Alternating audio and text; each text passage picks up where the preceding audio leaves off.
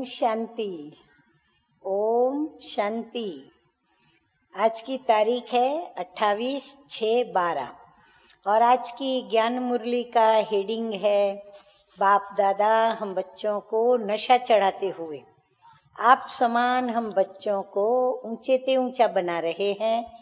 तो ऊंचे ते ऊंचे बाप दादा ऊंचे ते ऊंचा नशा चढ़ाते हुए हम बच्चों को अपनी ऊंचाई समझाते हुए हमें अपनी ऊंच जीवन की वैल्यू समझाते हुए कहते हैं, मीठे मीठे बाप दादा कहते हैं, मीठे बच्चे देवताओं से भी ऊंच तुम्हारी ये ब्राह्मण जीवन है। देखो नशे से शुरुआत है, क्योंकि इस समय दूसरा नशा तीनों लोकों, फिर तीसरा नशा और तीनों कालों को तुम जानते हो।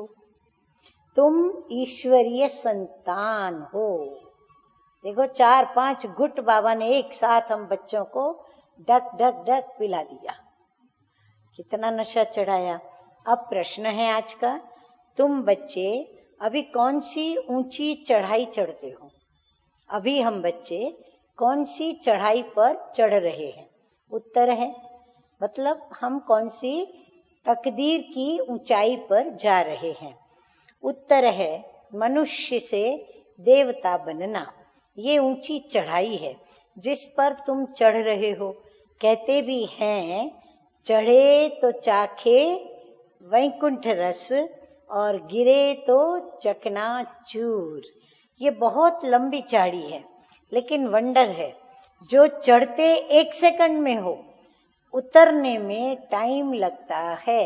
कैसे?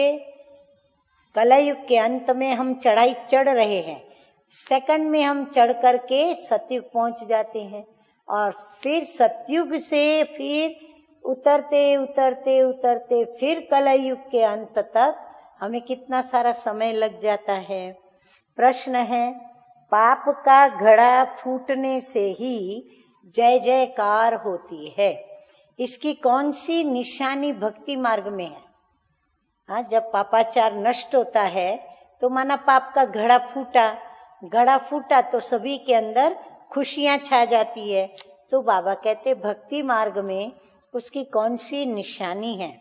उत्तर है, दिखाते हैं कि घड़े से सीता निकली, अर्थात जब पाप का घड़ा भरपूर फूटा तब सीता और राधे का जन्म होता है।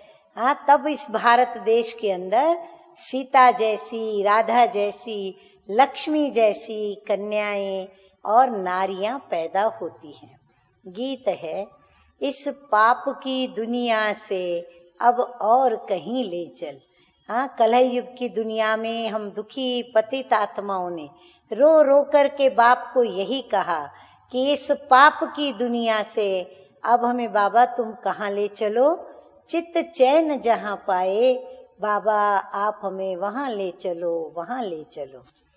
अच्छा, धारणा के लिए मुख्य सार है, बेहद की हिस्ट्री ज्योग्राफी पढ़नी और पढ़ानी है। सर्व अलंकारों को धारण करने के लिए पावन फरिश्ता बनना है।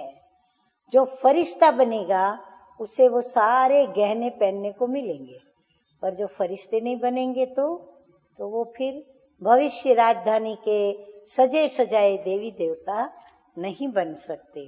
नंबर 2, बुद्धिवानों की बुद्धि कौन है जो सबकी बुद्धि का ताला खोलते? तो बुद्धिवानों की बुद्धि बाप है। उनकी ही श्रीमत पर चल बुद्धिवान बनना है। जो श्रीमत पर चलता है उसकी बुद्धि दिव्य बनती है, श्रेष्ठ बनती है, ऊंची बनती है, पावन बनती है। तो बाबा भी कहते हैं उनकी श्रीमत पर चल बुद्धिवान बनना है। ये ब्राह्मण जीवन अमूल्य है, इस नशे में रहना है। वरदान है, अपने पूज्य स्वरूप की स्मृति से सदा रूहानी नशे में रहने वाले जीवन मुक्त भव। हाँ, हम अंदर तो समझ रहे हैं ना कि हम ही वो पूज्य देवी देवता है, तो इसीलिए वो नशे में रहना है। ब्राह्मण जीवन का मजा किसमें है? सोचो। चलो समय नहीं, बता देती हूँ। ब्राह्मण जीवन का मजा जीवन मुक्त स्थिति में है, यानी जीवन में रहते हैं हम, जीवन व्यतीत कर रहे हैं, लेकिन हर पल हम क्या महसूस करें? मैं स्वतंत्र हूँ। कौन सी बातों से स्वतंत्र? दुख के बंधनों से स्वतंत्र, देह के संबंधों से स्वतंत्र, कर्म भोग से स्वतंत्र, पापों के बोझों से स्वतंत्र। बाबा हमको सबसे मुक्त कर रहे हैं। जिन्हें अपने पूज्य स्वरूप की सदा स्मृति रहती है, उनकी आंख सिवाय एक बाप के और कहाँ भी डूब नहीं सकती। पूज्य आत्माओं के आगे स्वयं सब व्यक्ति और वैभव सब झुकते हैं।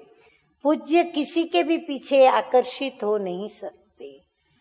देह, संबंध, पदार्थ व संस्कारों में भी उनके मन बुद्धि का झुकाव नहीं रहता। बहुत गहरी बात है। अकेले में, एकांत में विचार सागर मंथन करें, चेकिंग करें। वे कभी किसी भी बंधन में बंध नहीं सकते, सदा जीवन मुक्त स्थिति का अनुभव करते हैं। हाँ, सदा हर्षित दिखेंगे, सदा बेफिक्र बादशाह दिखेंगे। स्लोगन है, सच्चा सेवाधारी वह है जो निमित्त और निर्माण है।